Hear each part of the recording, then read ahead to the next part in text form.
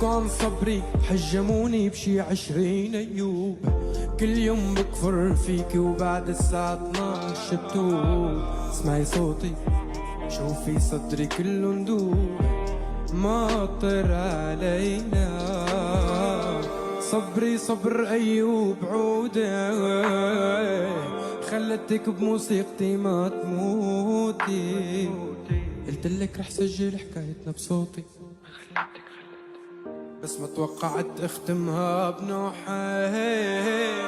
دوم سهران لصفن ذكراكي وين اخ يا خالك رح معاه الحيل اللي صاحب كيف اتخطى كيف رجمتني بالايمان وكفرت انا روح وين.